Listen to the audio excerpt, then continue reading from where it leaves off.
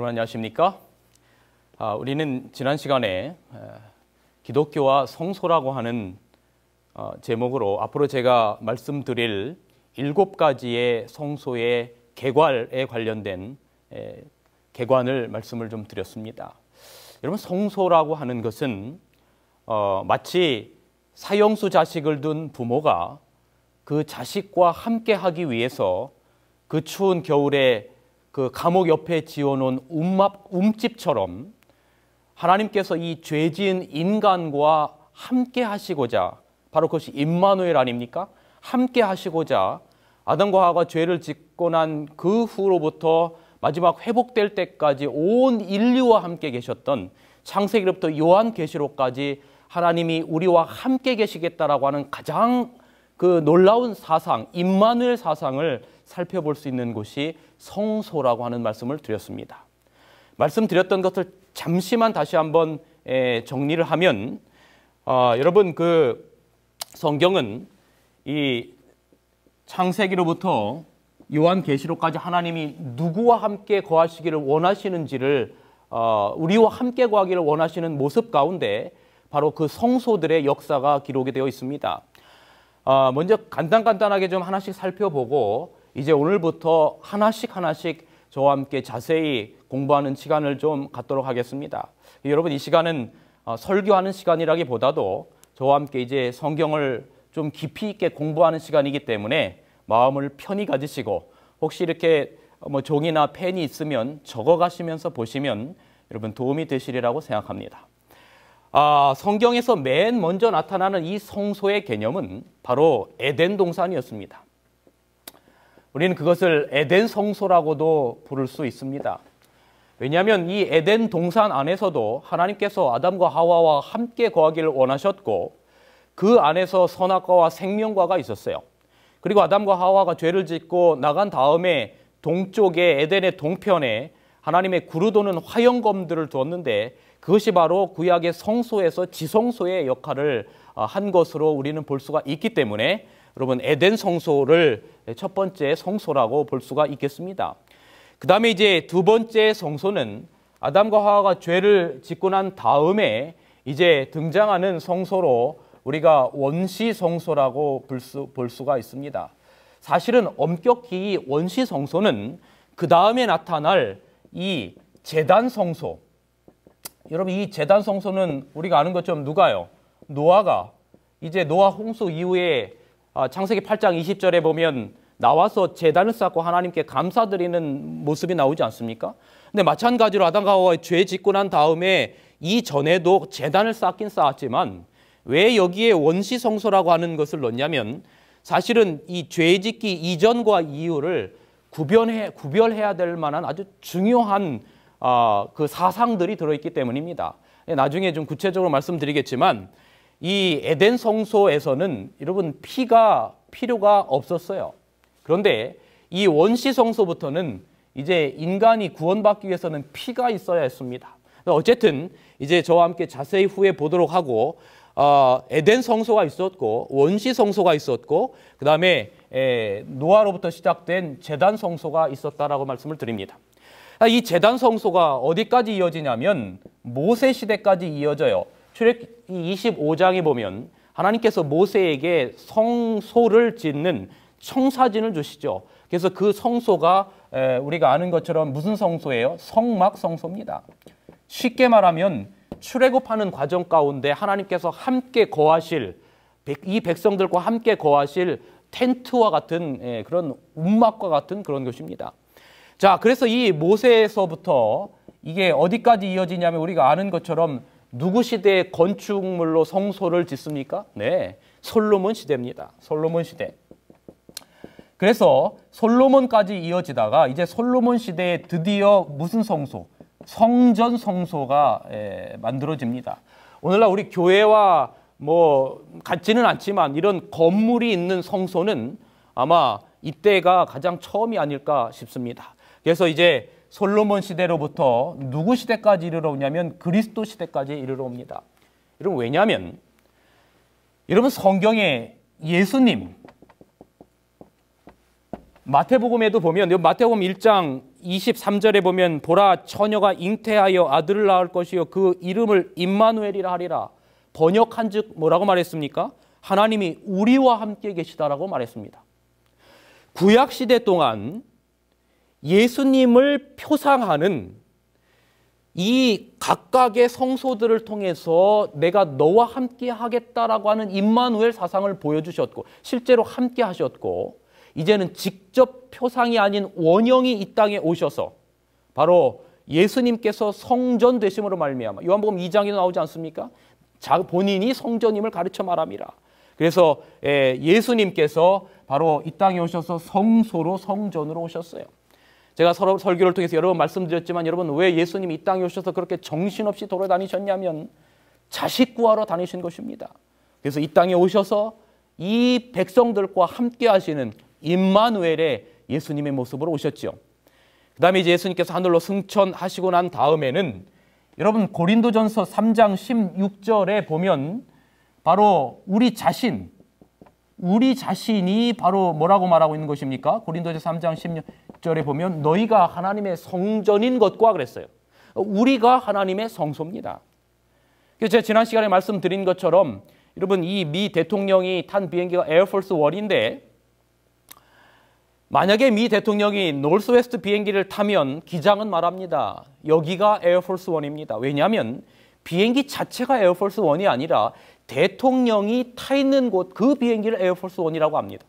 다시 말하면 성소라고 하는 것은 어떤 특정한 건물의 개념이 아니라 하나님께서 거하시는 곳이면 그곳이 성소가 되는 것입니다. 그래서 여러분의 마음이 성소예요. 여러분이 운전을 할 때나 여러분이 무슨 비즈니스를 할 때나 여러분이 어떤 일을 할 때 여러분의 마음 가운데 하나님이 거하시면 그것이 성소가 됨을 기억하길 바랍니다. 그리고 성경 맨 마지막에는 회복된 에덴 동산에 관련돼서 요한계시록 21장과 22장에 그리면서 이제는 하나님이 빛이 되시기 때문에 더 이상 성전이 필요 없는 요한계시록의 그 메시지처럼 우리를 영원한 구속해서 새 하늘과 새 땅으로 인도하실 그날까지 우리 주님께서 지구의 역사를 통해서 우리와 함께 계시겠다라고 하는 이 임마누엘 사상이 성소를 통해서 드러남을 개관을 통해서 좀 살펴보았습니다. 그러면 이제 저와 함께 앞으로 약 한 7번의 시간에 걸쳐서 구체적으로 하나하나에게 어떤 놀라운 임마누엘 사상들이 들어있는지 공부하는 시간을 좀 갖도록 하겠습니다. 오늘 저와 첫 번째로 바로 이 에덴 성소에 관련된 이제 내용을 이제 저와 함께 공부하는 시간을 좀 갖도록 하겠습니다. 자, 여러분 먼저 전도서 3장 11절을 보겠습니다. 하나님이 모든 것을 지으시되 때를 따라 아름답게 하셨고 또 사람에게 영원을 사모하는 마음을 주셨느니라. 여러분 사람은 본성적으로 고향을 그리워하는 마음이 있습니다. 우리의 실향민들이 고향이 그리워서 이런 노래 있잖아요. 제가 노래는 잘 못 부릅니다만 고향이 그리워도 못 가는 신세. 네, 이게 바로 고향을 그리워하는 우리의 본성입니다. 저희 할머님이 살아계실 때 이 큰아버지가 캐나다에 사시는데 이제 큰아버지 댁에 가서 좀 살겠다고 가셨다가 저희 시골, 저를 이렇게 어릴 때부터 키우셨거든요. 이 시골이 저 고향 제 어릴 적 있는 그곳이 그리워서 우시다가 결국적으로는 혈관이 터져서 다시 캐나다에서 사시 못하고 저희 집으로 오셨던 그런 경험이 있어요. 여러분 우리는 모두가 무언가를 그리워하면서 삽니다. 어머니가 보고 싶어서 통곡하는 자식들이 있고 자식을 먼저 보내고 자식이 보고 싶어서 통곡하는 어머니 부모가 있습니다. 그런데 왜 그런가? 오늘 성경은 하나님이 영원을 사모하는 마음, 고향을 사모하는 마음을 주셨다라고 말합니다. 그런데 여러분 고향을 그리워한다는 것은 그곳의 사랑과 추억을 그리워하는 것입니다. 그곳에 누가 있는가? 우리의 사랑하는 부모님이 있지요. 부모님이 돌아가시니 더 이상 고향의 의미가 퇴색되는 경우가 많습니다. 여러분 우리의 고향이 어딘가? 자, 창세기 2장 8절로 10절을 봅니다. 창세기 2장 8절로 10절에 보면 거기에 우리의 고향에 관련돼서 이야기를 하고 있습니다. 오늘 첫 번째로 에덴 성소에 관련돼서 봅니다. 자, 에덴 동산. 창세기 2장에 보면 여러분 이 8절부터 보면 여호와 하나님이 동방에 에덴 동산을 창설하십니다. 그리고 이 동산의 중앙으로부터 이제 생명수가 흘러나와서 수많은 과일들이며 또 생명수며 선악과 뭐 이런 것들이 동물들이 이렇게 아주 행복한 정말 즐거움이 있었던 바로 그런 곳이 동방의 에덴 동산, 하나님이 인류를 위하여 준비하셨던 곳이었습니다. 여러분, 우리 모든 부모가 아이가 태어나기 전에 모든 것들을 준비합니다. 양말을 준비하고 신발을 준비하고 그리고 그 준비된 뭐 여러 가지 옷가지들을 보면서 태어날 아이를 생각하며 좋아합니다. 아이가 행복해할 모습을 보며 좋아합니다. 이런 사람의 사랑은 누구로부터 나온 것인고 하면 하나님의 사랑에서 나온 것입니다. 하나님이 에덴 동산을 이런 마음에서 만드셨어요. 우리가 태어나기 전부터 하나님은 우리를 아셨다라고 시편과 예레미야와 바울 서신에는 계속해서 이야기하고 있어요. 그런데 여러분, 사랑하는 자식이 살아있을 때는 자식의 물건이 행복이지만 그 자식이 떠나면 그 물건이 고통이 됩니다. 이것이 제가 계속해서 말씀드리는 세월호 사건을 겪은 부모들이 자식이 없는 물건을 볼 때마다 그것이 얼마나 고통인지를 아는 것입니다. 여러분, 에덴 동산은 말 그대로 기쁨의 동산이었어요. 그런데 아담과 하와가 없어졌을 때 그 기쁨의 동산은 더 이상 기쁨의 동산이 아니었고 고통의 동산이었어요. 하나님의 심정이 바로 그랬던 것입니다. 아담이 죄를 지었을 때 아담이 하나님과 살 수 없었기에 아담을 보내셨어요. 하나님이 범죄한 인간을 보내신 것은 하나님과 함께 있기를 거부한 아담을 위해서입니다. 이런 부모는 차라리 당신 자신이 불편하고 자녀가 행복할 때는 울지 않습니다. 그런데 부모는 자신이 편하고 자식이 불편할 때 웁니다. 부모가 인생에서 왜 그렇게 험난한 세월을 보내는 이유가 뭐예요? 제가 지난 여름에 한 달 동안 이제 미국의 장막붕괴부터 각종 집회를 좀 다녀왔어요. 그런데 왜 그 부모님들이 그 어려운 시기에 그 미국에 와서 정말로 그렇게 고생을 했냐면, 이민 생활하며 고생을 했냐면 다 자식 잘 되라고 그런 거예요. 여러분, 그래서 아담과 하와가 하나님을 떠났을 때 하나님은 그곳이 더 이상 기쁨의 동산이 되지 않았어요. 슬퍼하셨어요. 그리고 인간이 불편할 때마다, 인간이 고통스럽고 힘든 그런 모습이 있을 때마다 여러분, 하나님께서 인간을 끊임없이 찾아간 역사가 바로 이 성소의 임마누엘의 역사입니다. 여러분, 하나님은 인간의 고통 가운데 고통을 없애주는 것이 아니라 그 고난 속에서 에덴 동산을 보여주십니다. 아담과 하와가 죄를 짓고 이제 에덴 동산에서 아담과 하와를 보내셨어요. 그것은 죄를 지은 아담과 하와가 더 이상 하나님과 함께 있는 것이 행복하지 않기 때문에 그가 살 만한 그런 새 빵을 마련해서 내보내신 것입니다. 여러분, 여기 이런 그 아주 영감의 글이 있어서 소개시켜 드립니다. 에덴 동산은 사람이 그 즐거운 길에서 추방된 후에도 오랫동안 지상에 남아 있었다. 타락한 인류는 오랫동안 그 무죄의 시대의 집을 바라보도록 허락되었다. 그 들어가는 입구는 파수 보는 천사들로 말미암아 차단당했다. 하나님의 영광이 그룹 천사들이 경비하는 낙원의 문에 나타났다. 하나님의 영광이 그룹 사이에 나타났으며 후에는 이것을 쉐키나라 불렀으며 이스라엘 예배의 중심인 지성소 안에 거하였다. 여러분, 그래서 제가 바로 에덴 동산을 에덴 성소라고 부르는 것입니다. 아담과 그의 아들들은 이곳으로 하나님을 예배하기 위하여 나왔다라고 말합니다. 여러분, 한번 보시기 바랍니다. 아담과 하와가 행복하게 살았던 에덴 동산이 여기에 있습니다. 그런데 이 에덴 동산의 죄로 말미암아 아담과 하와가 더 이상 이곳에 살 수가 없게 되었어요. 하나님과 함께 있는 것이 싫어졌어요. 그래서 하나님께서 아담과 하와가 살 곳을 내버려 두셨어요. 여러분, 이 행복했던 곳에 살다가 아담과 하와가 밖에 나가서 죄악 세상에서 살려니 얼마나 인생이 고통스럽겠어요. 여러분, 부모에게 있어서 가장 큰 고통은 자식이 자식과 싸우는 것인데, 하물며 여러분, 이 아담과 하와의 첫째 자식, 창세기 3장 15절에 약속된 여인의 후손이 되기를 원했던 그 첫 자식인 가인이 또 다른 자식인 아벨을 죽이는 모습을 봤을 때 여러분, 아담과 하와의 심정이 어떻겠어요? 바로 그런 고통의 순간에 여러분, 그들이 이 에덴 동산을 찾아와서 에덴 동산을 바라보면서 그곳으로 나와 예배했다라고 말합니다. 이곳이 바로 성소였기 때문이에요. 여러분, 그런데 이로부터 약 꽤 오랜 시간이 지나고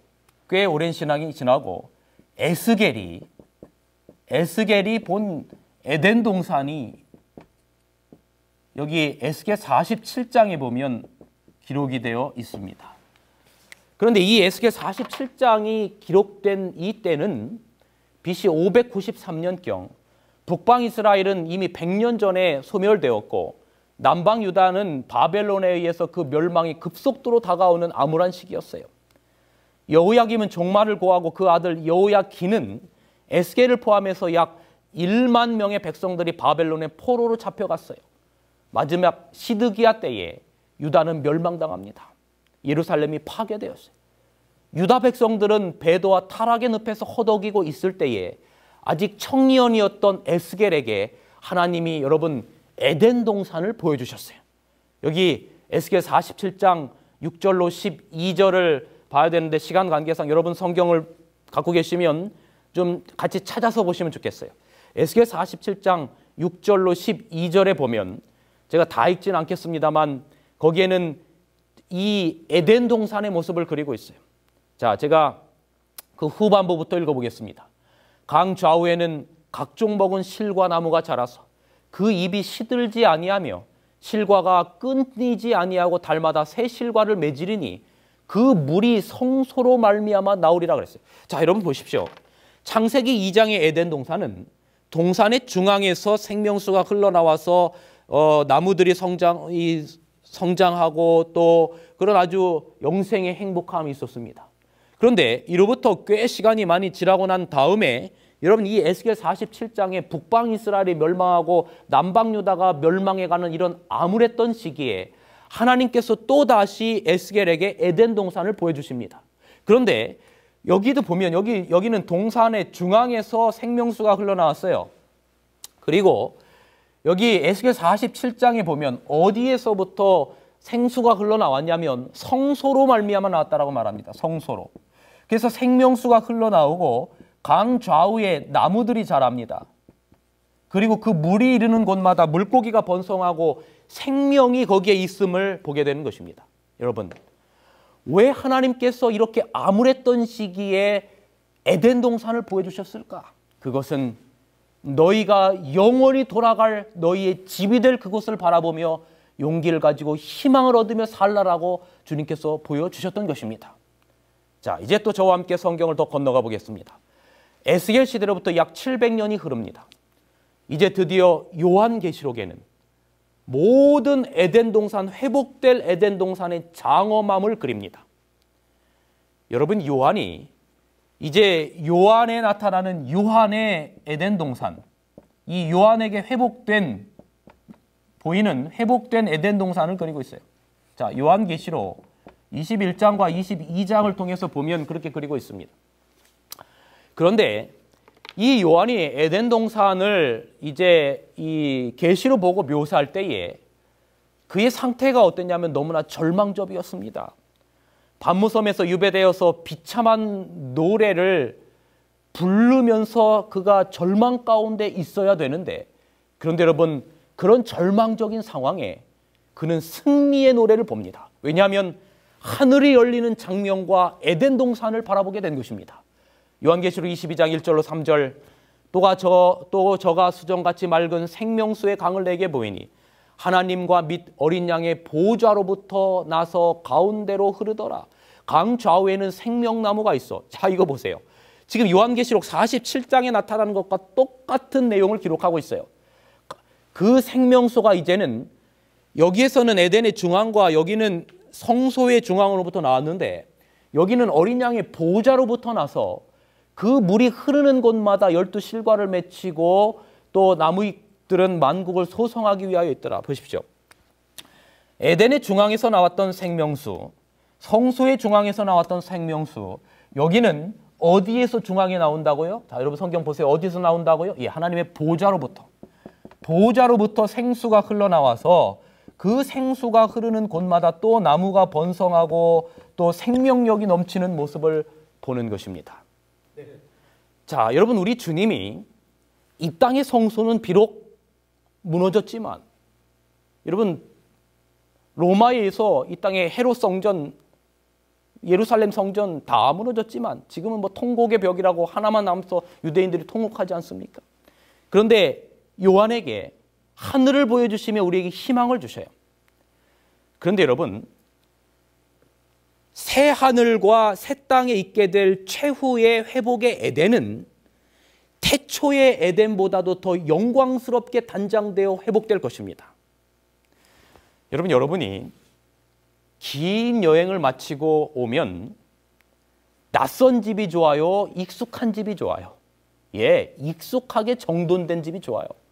제가 지난 여름에 잠시 말씀드린 것처럼 이제 집회들을 위해서 가족들과 함께 한 달을 미국에서 집회를 했습니다. 그런데 처음에 갈 때는 이 가족들과 미국 뭐 집회도 있지만 또 여행에 대한 설레임이 있었는데 그곳에서 한 달을 지내니까 이제는 집에 돌아가고 싶어요. 이 집에 와보니까 이 낯선 집이 아니라 익숙하지만 가기 전에 잘 정돈해 놓고 갔던 정돈된 집.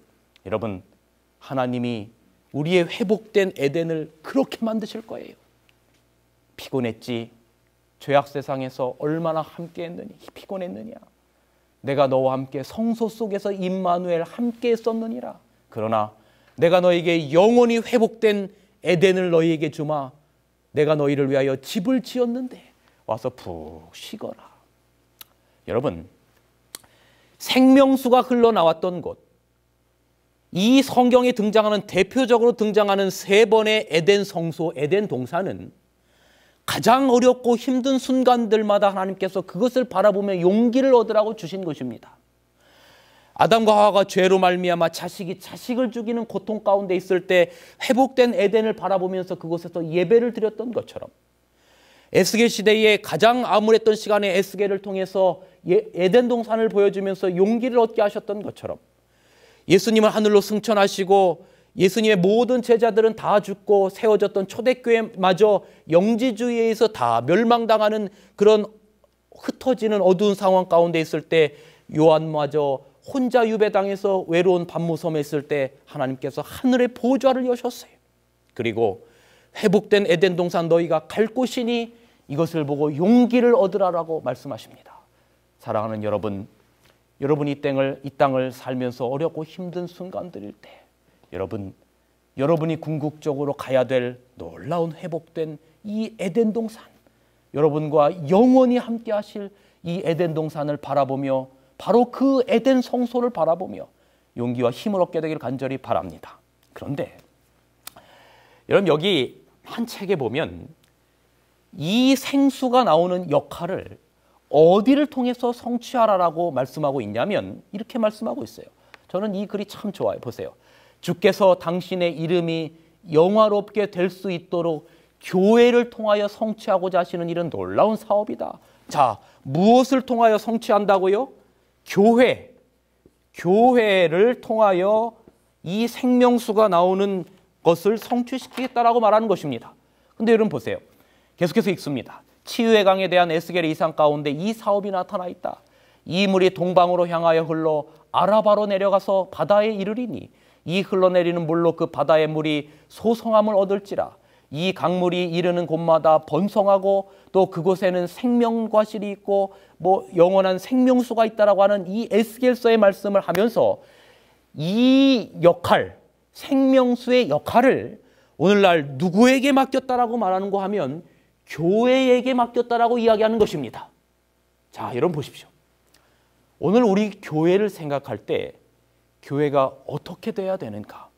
여러분, 교회는 건물이 정말 어마어마하고 사람 수가 어마어마하고 헌금이 어마어마하게 나오고, 여러분, 그것이 교회의 메인 퍼포스가 아니라는 사실입니다. 우리 교회는 어떤 교회론과 어떤 생각을 갖고 있어야 되냐면, 교회는 에덴 동산의 역할을 하는 것이 교회가 되어야 된다는 거예요. 여러분, 이 에덴 동산, 에덴의 중앙과 에스겔이 본 에덴 성소에서는 성소의 중앙과 계시록에서는 하나님의 보호자로부터 생명수가 나온 이 역할을 교회로 감당하라고 하는데, 여러분, 교회에서 생명수가 나와야 될 곳이 어디입니까? 그것이 바로 하나님의 말씀이 선포되는 이 성경, 바로 강단이 되어야 되는 것입니다. 이 하나님의 말씀 강단으로부터 들려오는 메시지가 생명수의 역할을 해서 에덴 동산을 보여주어야 하는 것입니다. 그러므로 여러분, 모든 설교자, 하나님의 말씀을 대변하는 목회자들의 사명은 대단히 중요한 것입니다. 제가 작년 한 여름에 저는 이 집회 때 설교를 하고 이제 설교의 마지막을 마무리하면서 에스겔 16장에 나오는 피투성이라도 살라, 이것이 여러분이 죽지 말고 살기를 원하는 아버지의 마음이라고 하는 말씀을 드릴 때, 한 30대 젊은 여인이 갑자기 한쪽에서 설교를 듣는 도중 소리를 내어 통곡하며 울었어요. 그때가 이제 새벽 집회 시간이었는데, 집회가 이제 끝나고 이 음악과 함께 새벽 기도를 같이 하는데, 이분이 계속해서 얼마나 크게 울는지 몰라요. 이 집회가 다 끝나고 이제 그곳에 모인 꽤 많은 이들이 다 이제 나가고, 그 여인만 맨 마지막에 남아서 목사님과 잠깐 말씀을 나눠도 될까요? 그래서 이분과 잠깐 이야기하는데, 목사님, 제가 이곳에 오기 전에 사는 게 너무 힘들어서 죽으려고 했어요. 그런데 마지막 죽기 전에 말씀의 집회를 한다니 그 집회나 참석하고 나서 죽어도 죽자라고 하고 제가 여기에 왔어요. 그런데 오늘 이 새벽, 이 아침에 주님이 나를 이렇게 살 만한 가치가 없어서 죽으려고 하는 나를 죽지 말고 피투성이라도 살아라라고 하는 그 에스겔 16장의 메시지를 통해서 우리 하나님 아버지의 마음을 알았어요. 그래서 저는 죽지 않고 살 거예요. 이렇게 말하는 이야기를 들었어요. 여러분, 하나님의 말씀은, 이 놀라운 기별은 죽지 말고 살라라고 하는 생명사상입니다. 그래서 교회는 건물이 크고 뭐 이런 것이 아니라 하나님의 말씀 생명수가 흘러나오는 그곳이 바로 교회가 되어야 된다라고 하는 사실을 여러분 기억하게 되기를 간절히 바랍니다.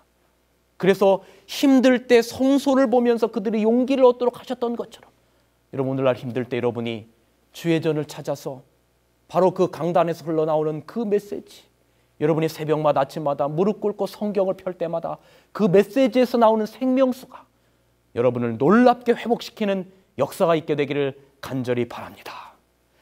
자, 그런데 이제 저는 마지막으로 이 교회가 생명수가 나오는 곳이 돼야 되고, 또 생명수가 나오는 성소가 바로 누가 돼야 되냐면 바로 우리 자신입니다.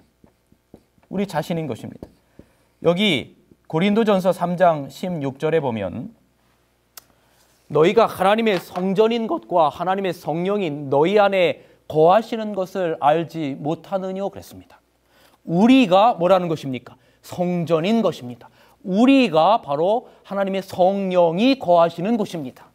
그래서 여러분, 우리의 몸을 깨끗하게 보살펴야 되는 이유가 무엇인가 하면, 여러분 왜 우리 그리스도인들이 뭐 이 술, 담배나 마약이나 이런 것을 하면 안 되냐면, 여러분 우리의 몸이 바로 하나님의 영이 거하시는 성전이기 때문입니다. 그래서 우리 몸을 깨끗하게 보존해야 될 이유가 거기 있는 거예요. 에덴 동산이 우리 자신이 된다라고 하는 것입니다. 하나님의 계명이 우리의 심령에 새겨진다라고 하는 것입니다. 그래서 여러분의 마음 가운데 성령이 거하시면 바로 우리가 움직이는 성소가 되는 것입니다. 여러분, 여기 이런 말씀이 있어요. 하나님의 말씀을 받은 마음은 증발하는 연못과 같지 않고 그 물을 저장하지 못하는 터진 웅덩이와 같지도 아니하다. 그것은 마르지 않은 샘물을 받아 흘러가는 산속의 냇물 같아서 그 시원하고 맑은 물이 바위에서 바위로 흘러내려 필요한 사람들과 목마른 자들과 무거운 짐진 자들을 소생시켜 줄 것이다. 그것은 끊임없이 흐르는 강과 같아서 흘러감에 따라 점점 깊고 넓어져 마침내 생기를 주는 물이 온 세계에 퍼질 것이다. 졸졸거리며 흐르는 시내는 그 뒤에 실록과 풍성한 선물을 남기고 흘러간다. 그 언덕이 있는 풀은 더욱 싱싱하고 푸르며 나무들은 더욱 푸르름이 짙고 더욱 많은 꽃들을 피우게 된다. 여름의 뜨거운 열로 인해 풀이 타 죽고 갈색 땅이 드러날 때에도 강줄기를 따라 푸른 실록의 선이 이어질 것이다. 여러분, 여러분의 마음이 그리스도의 말씀이 거하면 그것으로부터 생명수가 흘러나와서 죽어가는 사람들에게 전하는 것, 여러분, 이것을 우리는 전도라고 합니다. 전도가 다른 게 아니에요. 여러분의 마음이 생명수의 말씀으로 젖어져서 그것이 전해지는 곳마다 죽음의 땅이 생명의 땅이 된다면 그것이 바로 놀라운 전도가 되는 거예요. 여러분, 진정으로 목마른 사람들이 찾아오도록 여러분 말씀의 통로, 여러분이 성소가 되시기를 간절히 바랍니다. 잘못하면 목이 너무 말라서 중금속으로 오염된 물이라도 찾으러 이상한 데로 막 가서, 여러분 요즘 정말 세상적으로 너무 시끄럽게 만드는 그런 이상한 집단들이 많아요. 그런 데서 자기가 예수라고 하지를 않나. 여러분, 그런 데 가면 여러분 큰일 나는 것입니다. 오로지 이 하나님의 기별의 놀라운 말씀 가운데서만 여러분이 생명의 그 사상, 그 생명을 얻게 되기를 간절히 바랍니다.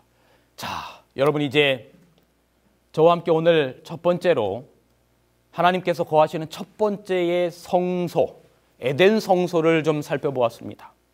에덴 성소는 에덴 동산 중앙에서 이제 물이 생명수가 흘러나와서 생명 과일들이 자라고 영원한 생명의 사상들이 있었어요.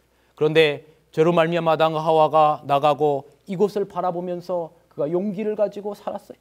그리고 에스겔 47장에 북방 이스라엘이 멸망하고 남방 유다가 멸망한 그 시점에 또다시 성소로부터 흘러나오는 생명수 주변에 번성된 그 놀라운 생명력, 에덴 동산을 보여주며 용기를 가지고 살라고 말씀하셨고, 그리고 AD 1세기 이 요한에게 에덴 동산을 보여주면서 그 적막하고 힘들었던 모든 초대교회의 교인들, 그리고 오늘 우리들에게 우리가 궁극적으로 회복될 돌아갈 본향을 바라보면서 용기를 얻으며 살라라고 합니다. 그런데 이 역할을 오늘 우리 교회에게 맡겼어요. 이 교회에서 말씀이 나오는 그 말씀을 통해서 우리는 생명수의 역할을 감당하는 것입니다. 이것이 바로 교회가 되어야 되는 것이죠. 그리고 또 우리 자신이 하나님의 성소가 됨으로 말미암아 우리의 마음으로부터 흘러나오는 생명수가 사람들에게 전달됨으로 말미암아 그들이 죽지 말고 살라라고 하는 역할을 우리에게 주셨습니다. 그렇다면 이제 저는 말씀을 줄이면서 어떻게 사람들에게 이 에덴을 우리가 보여줄 수 있는 우리가 성소가 될 수 있을까?